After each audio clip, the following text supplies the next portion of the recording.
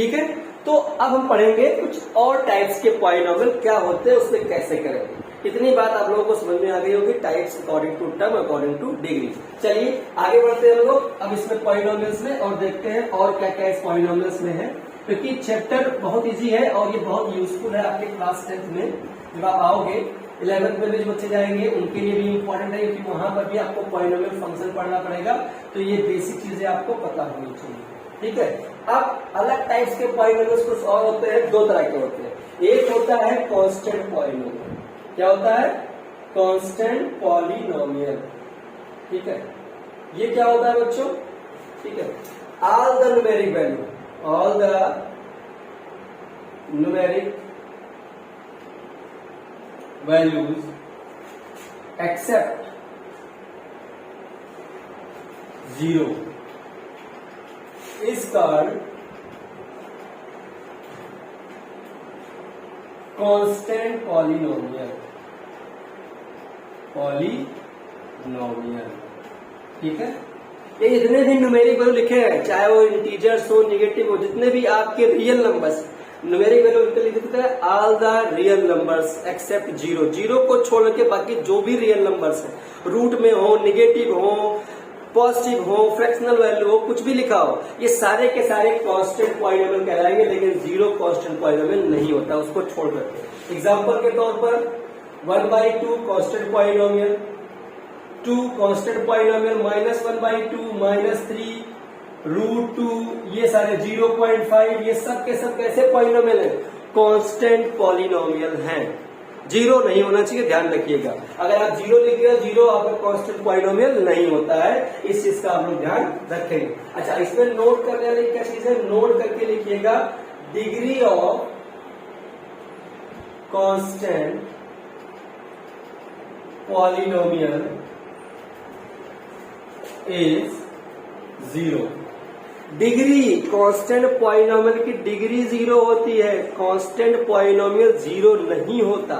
दोनों बहुत ध्यान से, इंपॉर्टेंट ये है कि आप मेरी बातों किस तरीके से सुन रहे हैं, आपका माइंड कहां जा रहा है। हम कह रहे हैं कि कांस्टेंट पॉलिनोमियल 0 नहीं हो सकता, और इसमें क्या लिखा है? डिग्री की बात हो रही है, degree of constant polynomial is 0, यानी कांस्टेंट पॉलिनोमियल की डिग्री 0 होती है, लेकिन कांस्टेंट पॉलिनोमियल 0 नहीं होता है। कंफ्यूज मत होइएगा बच्चों, ठीक है। ये सारे नंबर जो है न्यूमेरिक वैल्यू जितने भी होते हैं, 0 को छोड़ करके सभी कांस्टेंट पॉलिनोमियल होंगे, और कांस्टेंट पॉलिनोमियल की डिग्री क्या होती है? 0 होती है। इतनी बात समझ में आ गई? ठीक है, नेक्स्ट दूसरा क्या है इसी में है आपका 0 पॉलिनोमियल। क्या होता है? 0 पॉलिनोमियल। ये क्या होता है भाई? ठीक है, द कांस्टेंट वैल्यू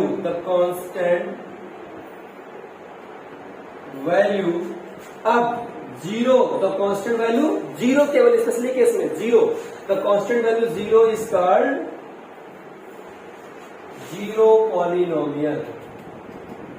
0 पॉलिनोमियल यानी जो कांस्टेंट वैल्यू 0 जिसको यहां पर मैंने छोड़ा था, अब वो केवल 0 जो होता है वो कैसा पॉलिनोमियल होता है? 0 पॉलिनोमियल, कांस्टेंट नहीं। 0 पॉलिनोमियल क्या होता है? The constant value 0 is called 0 polynomial. ठीक है, और नोट करके लिखिएगा, degree of 0 polynomial is not defined. क्या है? Not defined. अच्छा, ये वर्ड क्यों आया? नॉट डिफाइंड वर्ड क्यों आया? इसका मतलब क्या होता है? चलिए इसको बताते हैं हम, चेक कीजिए। 0 अगर लिखा हुआ है तो 0 को हम किससे मल्टीप्लाई करें? x के पावर 0 से। आंसर क्या आएगा? 0। किसी भी वैल्यूज को 0 से मल्टीप्लाई करने पे उसका जो रिजल्ट आता है वो 0 होगा। ठीक है, 0 को x के पावर 1 से मल्टीप्लाई करने पे 0, 0 को x के पावर 2 से मल्टीप्लाई करने पे 0, 0 को x के पावर 3 से मल्टीप्लाई करने पे 0, ऐसे करते करते 0 को x के पावर n से मल्टीप्लाई करने पे आंसर 0। यानी आपने क्या देखा? आप चेक कर रहे हो कि जब जब आप 0 से किसी भी नंबर्स को, किसी वैल्यूज को मल्टीप्लाई कर रहे हो, उसका रिजल्ट 0 हो रहा है। तो इसका मतलब इसकी डिग्री तो 0 भी हो सकती है, 1 भी हो सकती है, 2 भी हो सकती है, 3 भी हो सकती है, ऐसे करते करते n तक जा सकती है। ठीक है, यानी इसकी डिग्री कुछ भी हो सकती है, इसीलिए इसमें क्या लिखा गया? नॉट डिफाइन, इसलिए जीरो पॉलिनोमियल की डिग्री को हम डिफाइन नहीं कर सकते, वो कुछ भी हो सकती है, इसलिए यहाँ पर लिखा गया है not define. Is that clear? समझ में आ गया? ये दो टाइप्स के स्पेशल है जो आपको याद रखना है, कांस्टेंट और जीरो पॉलिनोमियल। इतनी बात समझ में आती है? ठीक है, चलिए अब आगे बढ़ते हैं। ये दो तरीके समझ में आ गए होंगे। कोई भी अगर डाउट होता है बच्चों इस चैप्टर में तो आप प्रॉब्लम आपको नहीं लेना है, सिंपल सा वे है कि आप बुक उठाइए एनसीईआरटी की या रेफरेंस बुक उठाइए, अच्छे से पढ़िए, और फिर भी नहीं समझ में आता है तो मुझे कमेंट करके बताइए क्या पॉइंट्स आपको भी समझ में नहीं आया है, उसको डीपली मैं फिर समझने की कोशिश करूंगा। ठीक है, आशा करते हैं, बट हमें लगता है कि इतना जिस तरीके से मैंने आपको पढ़ाया अभी उस तरीके से आपको कोई प्रॉब्लम नहीं आनी चाहिए। आपको डीपली इसीलिए बता दे रहे हैं कौन सा पॉइंट कहाँ पर इंपॉर्टेंट है, इस चीज को आप ध्यान रखिए। ठीक है, बहुत ही अच्छा चैप्टर है, बहुत ही इंपॉर्टेंट है, इसलिए इसको ध्यान से पढ़िएगा। ठीक है, और आशा करते हैं कि इसमें कोई प्रॉब्लम आपको नहीं आए। ठीक है, चलिए आगे बढ़ते हैं। इसी में अलग टाइप्स के और पॉलिनोमियल्स को बता दिया हमने। अब इसमें दो चीजें और हैं, उसको भी पढ़ लेते हैं क्या होता है ये। ठीक है, उसके बाद हम लोग डिस्कस आए करते हैं। अच्छा, अभी आपने पॉलिनोमियल्स पढ़ा, दो चीजें होती है, एक होता है पॉलिनोमियल बच्चों और एक होता है इक्वेशन। इसमें अक्सर पूछा जाता है कि इसमें डिफरेंस क्या है। चीजें तो वही है, लिखी हुई चीजें वही आती हैं, लेकिन what is the difference between polynomial and equation, major difference बताइए। तो इसके बारे में बार बार टीचर पूछता है, क्लास में भी कहीं पर भी टीचर्स पूछ लेते हैं, जहाँ पर पढ़ते होंगे तो वहां पर अक्सर आप लोग प्रॉब्लमेटिक बताया है कि आप सोचने लगते हो क्या चीज है, क्या इंपॉर्टेंट चीज है। तो इस बेसिक चीज को भी, डिफरेंस को भी आपको पता होना चाहिए। बेसिक तो है लेकिन मेजर डिफरेंस है। पॉलिनोमियल में हमेशा एक साइड का टर्म दिया होगा, या तो एलएचएस में सब चीजें लिखी होंगी या तो आरएचएस में लिखी होंगी, इसके इक्वल कुछ भी चीजें नहीं लिखी होंगी। ठीक है, जैसे अभी जितना एग्जांपल लिया हमने, ये सब क्या लिए थे, ये सब पॉलिनोमियल्स है। ये क्या लिया था, ये भी पॉलिनोमियल लिखा। ठीक है, क्या इसके इक्वल कुछ लिखा, नहीं लिखा। क्या इसके इक्वल कुछ इधर साइड में, आगे साइड में नहीं है। तो जब सिंपल टर्म से या डिग्री के अकॉर्डिंग कोई चीज बनती है, एक्सप्रेशंस बनते हैं वेरिएबल और कांस्टेंट को मिला करके, और उसके इक्वल कुछ भी ना दिया हो आरएचएस में, एलएचएस साइड में, तो हम कहेंगे वो कैसा है, सिर्फ पॉलिनोमियल कहलाएगा। क्या कहलाएगा, पॉलिनोमियल। लेकिन अगर यही चीज x square plus 2 is equal to 0 दिया होता, या x square plus 3x plus 2 is equal to 0 दिया होता, तो हम कहते हैं कि इसमें एलएचएस साइड के इक्वल कुछ हमें वैल्यूज गिवन है, जिसमें एक्स कुछ ना कुछ वैल्यू सेटिस्फाइड कर रहा होगा। एक्स की कुछ वैल्यूज के लिए एलएचएस और आरएचएस दोनों इक्वल होंगे। तो जब एलएचएस और आरएचएस दोनों दिए होते हैं, किसी में इक्वल का साइन लगा होता है, तो वो इक्वेशन बन जाता है। क्या बन जाता है, इक्वेशन बन जाता है। तो ये इक्वेशन है और ये पॉलिनोमियल है। पॉलिनोमियल में एक केवल साइड दिया होता है, तो एलएचएस में सब कुछ लिखा होगा या आरएचएस साइड में लिखा होगा, इक्वल कुछ भी नहीं दिया होगा। जबकि अगर आप बात करो इक्वेशन की, तो इसमें एलएचएस साइड के इक्वल आरएचएस कुछ वैल्यू गिवन रहती है, उसको बताया जाता है कि एक्स की कुछ ना कुछ वैल्यू के लिए सेटिस्फाइड कर रहा होगा। ठीक है, तो ये मेजर डिफरेंस है और बेसिक कॉन्सेप्ट था, इस चीज को भी ध्यान में आप लोग रखिएगा। ठीक है, चलिए आगे बढ़ते हैं। अगली बात करते हैं, इसी में हम लोग दो चीजें हो गई। अब अगली बार इसी में हम करेंगे क्या, zeros of a polynomial. Zero और जीरोज दोनों में अलग अलग डिफरेंस होता है बच्चों। जीरोज ऑफ अ पॉलिनोमियल, ठीक है, ये क्या होता है, जीरोज ऑफ अ पॉलिनोमियल क्या होता है। ठीक है, अगर इसमें कोई बात की जाए, ठीक है, तो उसमें जीरोज ऑफ पॉलिनोमियल निकालते कैसे। सबसे पहले देखो, if x is equals to a is a zeros of a polynomial of px।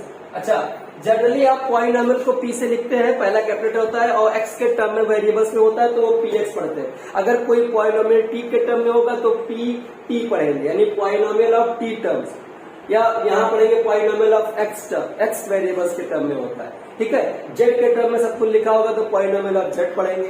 तो यहाँ लिखा है कि अगर मान लीजिए कोई एक्स बराबर ए कोई जीरोज है किसी भी पॉलिनोमियल पी एक्स का, देयरफॉर क्या है, पी ए इक्वल टू क्या होना चाहिए, 0। अगर P A is equal to 0 हो गया तो हम कहेंगे एक्स इज इक्वल टू क्या, x is equal to A क्या है, पी एक्स का एक जीरोज है, एक क्या है, जीरोज है। कैसे, एग्जाम्पल मैंने कहा find the zeros of x - 2x + 7/2। हमने कहा इस पॉलिनोमियल का जीरोज फाइंड कीजिए, ठीक है। तो जीरोज फाइंड करने के लिए सबसे पहला स्टेप क्या है, सबसे पहले जो भी पॉलिनोमियल लिखा है उसको जीरो के इक्वल कीजिए। अब ये x के टर्म में है तो इसको हम px लिखेंगे और px को क्या लिखेंगे, जीरो के इक्वल लिखेंगे। अब px की वैल्यू गिवन कितनी है बच्चों, जितना लिखा है ये सारा जो सबसे बड़ा पॉलिनोमियल होता है px कहलाता है। तो ये पूरा px है, तो px की जगह पे क्या लिख देंगे आप लोग, 2x + 7/2 = 0 लिख दिया। अब क्या करोगे आप, ध्यान रखो LHS साइड में सिर्फ आपको वेरिएबल को ही रोकना है, बाकी सभी कांस्टेंट वैल्यूज को उधर ले जाना है, चाहे वो कोएफिशिएंट के रूप में हो चाहे वो कांस्टेंट के रूप में हो, सभी न्यूमेरिक वैल्यू को RHS साइड में ले जाना है। तो सबसे पहले कांस्टेंट को ले जाएंगे, कोएफिशिएंट अभी x के साथ में है तो ये कोएफिशिएंट है, इसको बाद में ले जाएंगे, पहले हम कांस्टेंट को। तो इधर प्लस में इधर आके माइनस, ये क्या आ जाएगा, 2x = -7/2, ठीक है। प्लस था, इधर आके साइड चेंज करता है, LHS से RHS में आता है तो उसके साइन भी चेंज हो जाते हैं, प्लस का माइनस हो जाता है। अच्छा, अब ये कोएफिशिएंट है और ये मल्टीप्लाई के है साथ में, x के साथ में मल्टीप्लाई में है, तो मल्टीप्लाई जब दूसरी साइड जाता है तो वो डिवाइड में हो जाता है। किसमें आता है, डिवाइड में। तो ये इधर आके डिवाइड हो जाएगा, तो x की वैल्यू क्या आ जाएगी, -7/2 और ये भी आके 2 डिवाइड में आ जाएगा। तो कितना आ गया, x = -7/4 नीचे आ जाएगा, ठीक है। तो यानी x की वैल्यू क्या आ गई, -7/4, यही इसका जीरोज है। -7/4 क्या है, इस पॉलिनोमियल का जीरोज है। क्यों, क्योंकि इस वैल्यू को जब आप px में यहां पर रखोगे x की जगह पे तो वो पूरी वैल्यू क्या दे देगा, जीरो दे देगा। चेक करते हैं, वेरीफाई भी कर लेते हैं, वेरीफाई करते हैं। 2x की जगह पे कितना आंसर आया है, -7/4 प्लस क्या लिखा है, 7/2। 2 से कैंसिल करोगे, 2 आ गया, -7/2 + 7/2, ये इससे क्या हो गया बच्चों, कट के आंसर आ गया 0। तो अगर वेरीफाई, अगर हम x की वैल्यू जो निकाले हैं जीरोज, अगर उस जीरोज को हम px में पुट करें और उसकी वैल्यू क्या आ जाए, 0 आ जाए, तो हम क्या कहेंगे, x यानी ये जो वैल्यू है क्या है, वो जीरोज है किसका, px। इतनी बात समझ में आ गई। तो जीरोज ऐसे निकालते हैं, क्लियर है।